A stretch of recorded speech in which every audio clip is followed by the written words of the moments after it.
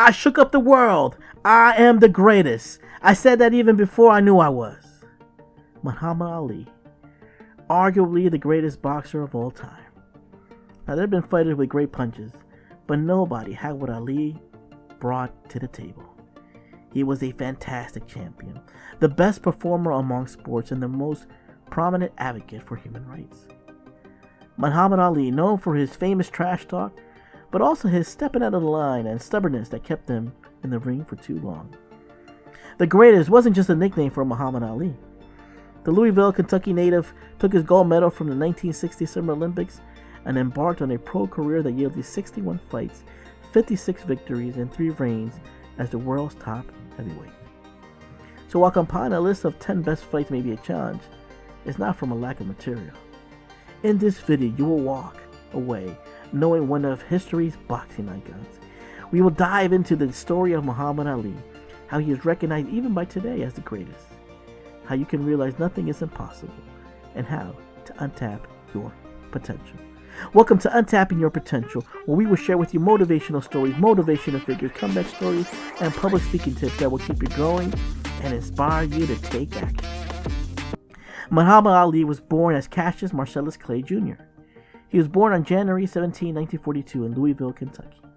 It was a red and white Schwinn that steered the future heavyweight champion to the sport of boxing.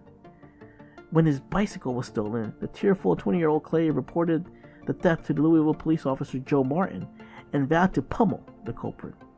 Martin, who was also a boxer trainer, suggested that the upset youngster first learn how to fight, and he took Clay under his wing.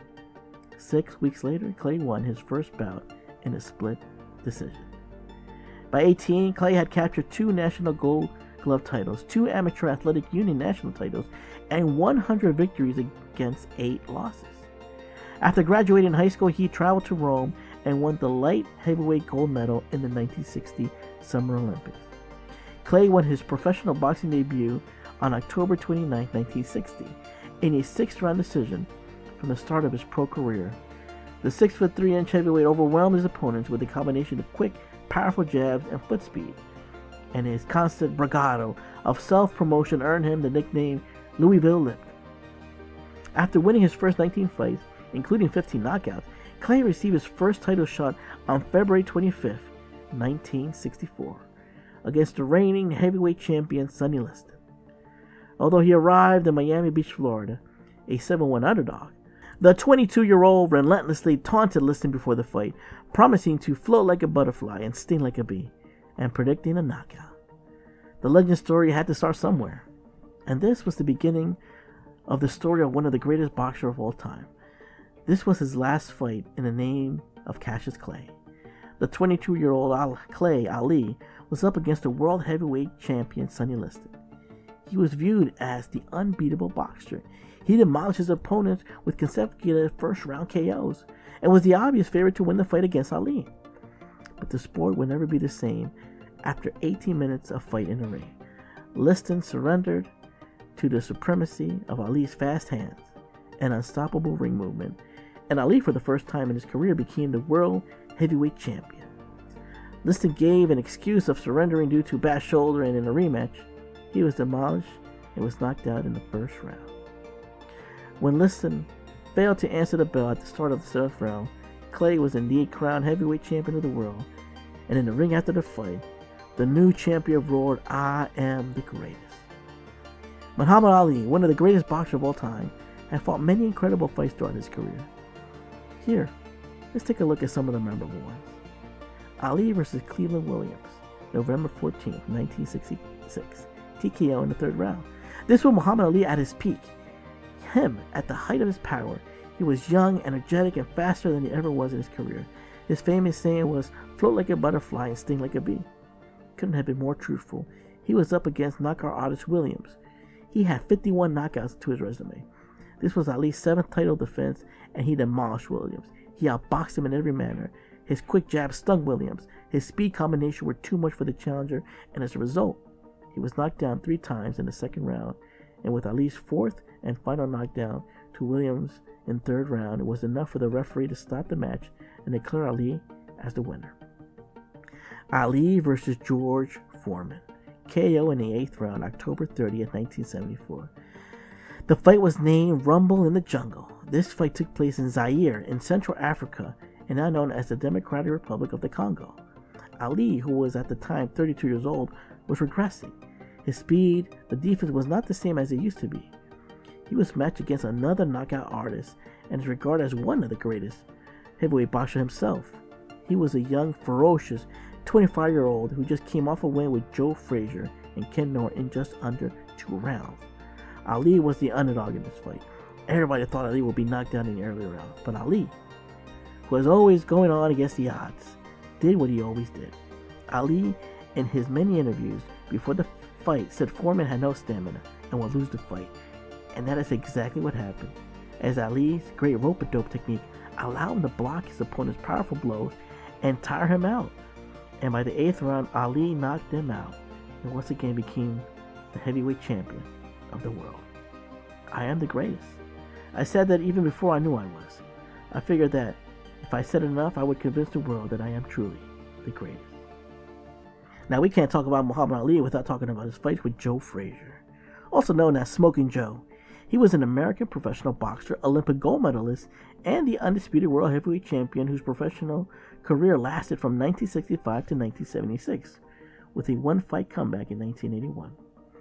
World heavyweight boxing champion Muhammad Ali and Joe Frazier faced off in 3 iconic matches during their professional careers. Frazier held the world heavyweight champion title in 1970, and Ali held the title on 3 occasions in 64, 67, and 74. Ali was also named Fighter of the Year more than any other boxer in history. Ali vs. Frazier 1, March 8, 1971. This was the beginning of the best trilogy in sports that boxing had ever seen. Ali vs. Smoking Joe Frazier. This is a rivalry that is unmatched. It is not often that a loss comes in the top fights. But Ali, who fought only 18 rounds in his last 3 years of fighting, on this day went against a ferocious, unorthodox boxer in the name of Frazier. This was the fight where Ali, after a long time, was the one who was being dominated. With Frazier's style of boxing at close range, Ali just couldn't handle his intensity. But this was the fight where we saw Ali as a fighter, as a competitor, and who will never back down in a fight. After hard-fought 15 rounds, Frazier dropped him with a ferocious left hand. It was the first time he was knocked down in his career. Ali would rise again, but ultimately lost with a unanimous decision. This was Ali's first defeat in his career. Ali vs. Frazier 2. Ali clinched 133 times. January 28, 1974. The second of the 3 Ali-Frazier fights took place at Madison Square Garden in New York City on January 28, 1974. Ali, the slight favorite to win, was named the victor by unanimous but controversial decision. Ali vs. Frazier 2 was a non-title fight. The fight garnered slightly less interest than the first meeting, as neither man would be champions. However, Ali wanted to avenge his loss to Frazier in their first fight, and he wanted to confront the world title heavyweight champion George Foreman, who had dethroned Frazier. Both fighters traded hard blows from the beginning of the fight, which was brutal. Ali made an effort to avoid Frazier's potent left hooks with his trademark footwork and speed, but Frazier was able to hit Ali's jaw with a few harsh shots, causing Ali to falter. Ali, however, displayed tenacity and remained standing. Ali started to assume control of the fight in the later rounds, outboxing Frazier with his superior stamina and speed. After Ali hit Frazier repeatedly in the 12th round, the fight was declared over when Frazier's trainer, Eddie Futch, decided to quit. Ali won the rematch by technical knockout, and it remains one of the most memorable fights in boxing history. The two fighters would go on to face each other a third time in 1975, with Ali emerging victorious by unanimous decision. Ali vs. Joe Frazier 3, TKO round 14, October 1st, 1975. The Thriller in Manila was the final fight against Smoking Joe Frazier. Ali tasted his first defeat at the hands of Frazier, but won his second fight in 12 rounds at Madison Square Garden. Now, this was the final and last fight of the trilogy to see who was the better boxer. Even though both of the boxers were not what they were 4 years ago, but the fight exceeded everyone's expectation. It can't be described in words. The heart, the fight, the competitiveness, the courage both boxers had. It was in the 14th round when finally Smoking Joe waved the flag. What many don't know is that even Ali was ready to throw in the towel and admit defeat, but Joe did it a second earlier. Both went back and forth and ended up in the hospital after the fight. In Ali's words, this was the closest thing to death he has ever experienced. This is something one has to witness to gather the greatness of this match, but even after a great battle fought by Frazier. Ali was the one who came with the win and solidified his boxing as the greatest heavyweight of all time. Impossible is just a big word thrown around by small men who find it easier to live in the world they've been given than to explore the power they have to change it. Impossible is not a fact, it's an opinion. Impossible is not a declaration, it's a dare. Impossible is potential. Impossible is temporary. Impossible is nothing. In 1984, Ali was diagnosed with Parkinson's syndrome, possibly connected to the severe head trauma suffered during his boxing career. Ali's age at the time of the diagnosis was 42, placing him among the youngest of Parkinson's patients. The average age of Parkinson's patient is 60, with only 10% having had their onset before age 40. There is evidence Ali was among that 10%, showing signs of Parkinson when he was just 38 years old. The former champion motor skills slowly declined, and his movement and speech were limited. Who you are is defined by what you believe in. His early embrace of the Nation of Islam and his insistence of being called Muhammad Ali instead of his slave name, Cassius Clay, herald a new era in black pride. His refusal to be inducted into the United States Army anticipated the growing anti-war movement in the 1960s. Muhammad Ali received the Liberty Medal for his long-time role as an advocate for humanitarian causes, civil rights, and religious freedom. Ali was recognized as the champion of freedom for his unrelenting, persistent fight for equality, peace, and justice in every area of life all over the world. Although Dr. Martin Luther King Jr. had denounced the Nation of Islam, he and Ali joined together at a rally in Louisville, Kentucky. In your struggle for freedom, justice, and equality, I am with you, Ali told Dr. King. Ring Magazine named Ali Fighter of the Year 5 times, more than any other boxer, and was inducted into the International Boxing Hall of Fame in 1990. Service to others is the rent you pay for your room here on earth. Don't count the days. Make the days count. Muhammad Ali. The man left an indelible mark on history and culture, and whether or not you're a boxing fan, there's no doubt that there are plenty of lessons you can learn from the greatest of all time, the GOAT, the one and only.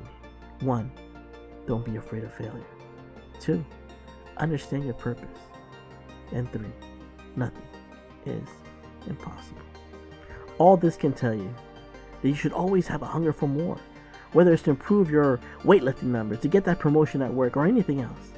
You need to keep moving up with your lives and challenge yourself physically, emotionally, mentally, and spiritually. Thanks for watching this video. How would you like to hear more motivational stories on a consistent basis? Do me a favor and support the channel by sharing, commenting below, and please make sure to like and hit that subscribe button to get the latest updates. Soon, you will be on your way to feeling